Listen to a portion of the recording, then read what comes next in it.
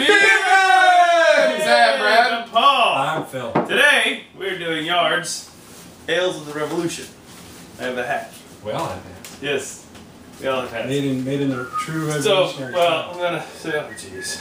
Yeah, unprepared. Yeah, alright, I'm looking up. We started too But soon. I'm gonna read the box. Okay, here's what the score is. Yeah, no, don't read that stuff. You're gonna read the wrong part.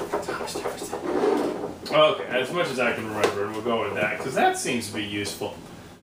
So basically what they did is they took the recipes. They took the recipes. They went to... And they tried to recreate them, but of course they couldn't recreate them exactly because, well, there was some dirty stuff going on back then. Yeah. So they had to basically bring it up to today's cleanliness standards, like sanitary-wise, and do all of that. So it's as much as they can of the actual recipe that they found, and it's the Ales of the Revolution, so it's Founding Fathers. So it's Thomas Jefferson, Fort Richard, also known as Benjamin Franklin, and George Washington. City Tavern. There was a partnership with City Tavern.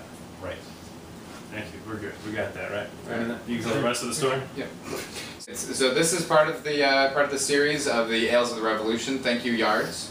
And this is the Thomas Jefferson Ale.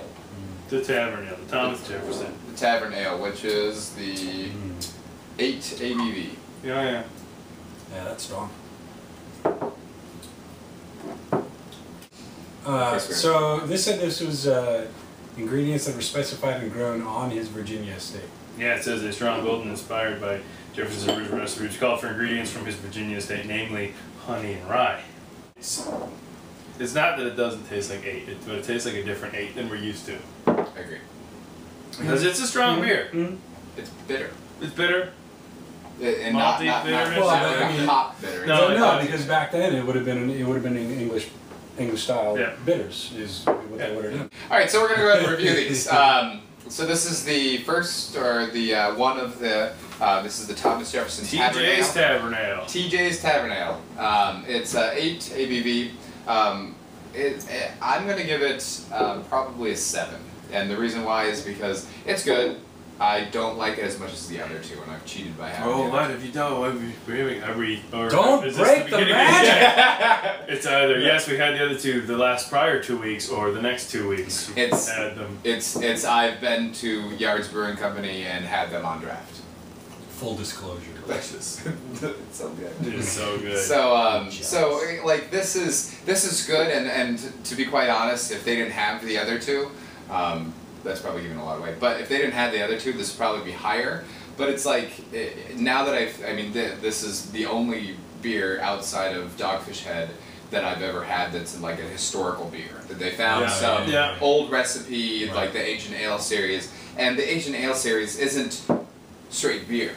It's not straight from Mesopotamia. It's like it's crazy. It's honey, or it's 1 part honey African beer and then 3 parts stout. Like they do all sorts of strange stuff like that. So this is the only historical beer that I've had that it's like brewed for brewing's sake, brewed for an ale. And so and I've had the other two. So I'm gonna give this a 7, a little bit lower, but it's still very delicious and it's fun to try. I mean, I like it a lot. I'm gonna give it a 7.5. We're gonna be a little higher than Brad. I think I like that English style that we discussed. I like that a little better. I think there's something about it that I like, and I like this a lot. I'm gonna give it a 7.5. But that's all I gotta say. Really, sorry. It's just it's an 8 ABV. It's good. It's very tasty. It doesn't overpower you, but it's strong enough. Yeah, it's delicious. It's an 8% ESP. Is basically what it comes down to. And I'm into that. I'm really into that. Yeah, I'm going to agree with Brad. I'm going to give it a 7. It's a solid beer. It's a good tasting beer, but it doesn't go much past just being a regular run-of-the-mill, not run-of-the-mill ESB with a little bit of tweaking there. So yeah, 7. But what I really enjoy about this, and enjoy about this kind of a series, especially for us here in the United States, whatever, having this kind of thing, especially versus the Dogfish Head, which is like a historical interpretation of a drink. Having something that is getting as close as we can today without being disease-ridden, when you're drinking, it's very cool to be able to drink something, to be able to find that and drink something that our forefathers would have made and drank like that. I mean, we are literally drinking history. You know, and that's like if you go down to Williamsburg, sort of the things that I like. You go down to Williamsburg, Virginia, they've got all, you know, it's the reenactment. They've got taverns there that are, you know, different taverns. You get different styles of food. It's very historical because they have the records and all that stuff, kind of what they made.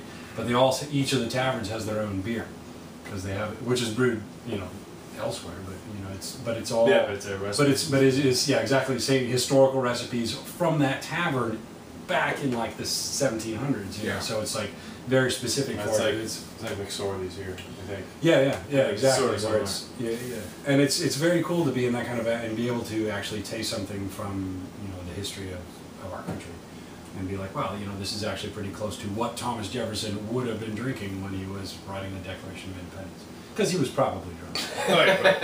Well, this kind of goes to show the beer goes back to the birth of our nation. It was the whole reason, I think. All right, real quick. Beer saved civilization. Yeah, but real fast. Yeah. So 7.757. Where's Thomas Jefferson on the founding fathers list? He's got to be like, I think he's got to be like 8.5, right? He's got to be like 8.5. Oh, he's an 8.5 for me. All right, I'll start out. Thomas Jefferson 8.5. I'm gonna go 8. You're gonna go 8. You're gonna go 8. All right. And there's not a whole lot that stands out to me with him above some of the others.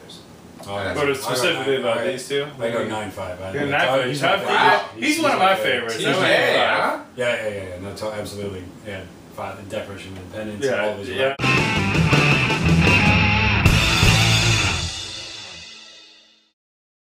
All beers are not created equal. I What? think that goes against their general principle.